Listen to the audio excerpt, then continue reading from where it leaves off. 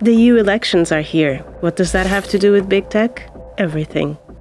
After a term of unprecedented digital rulemaking, we should be more and more worried about the power held by tech companies and the dangers they represent.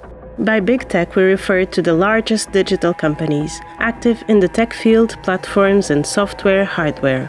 Their business model is toxic because it is based on massive data collection, on surveillance advertising, and exploitative labor conditions. And while artificial intelligence is becoming more and more central to our daily lives, there are many problems with it. An example was the use of a faulty algorithm by the Dutch tax authorities to decide who was a welfare recipient. Later, it was found that it racially profiled people and falsely accused them of fraud, leading to ruined lives and even suicides of those falsely accused. After assuming the presidency of the European Commission, Ursula von der Leyen announced 3 key pieces of legislation as an attempt to regulate a sector growing in power and influence. And that unleashed the lobbying battle, and big tech acted on 2 fronts. First, they enjoyed disproportionate access and were able to amplify their message. The aim, to make sure there are as few hard regulations as possible to preserve their business model.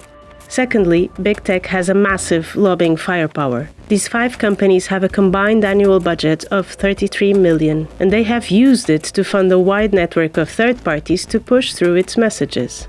But by funding these organizations, big tech also basically buys access to policymakers. This has led to increasing criticism of the use of fake front groups.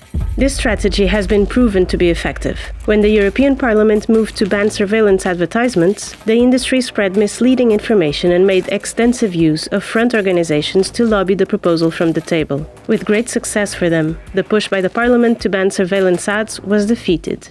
And in the case of the AI Act, the strategy was particularly perverse. Big tech lobbyists masqueraded as experts and actually co-wrote the draft AI law as part of the expert group advising the European Commission and pushing for self-assessments of their technologies. Indeed, self-assessments later became a core part of the Commission's proposal. It is a standard proposal from lobbyists, as it allows companies to underplay problems, it gives priority to their own financial interests, and it also opens the door to outright fraud. The question arises whether big tech has become too big to regulate. It is time to restrict big tech companies from lobbying the EU in their interests, when the public interest is at risk.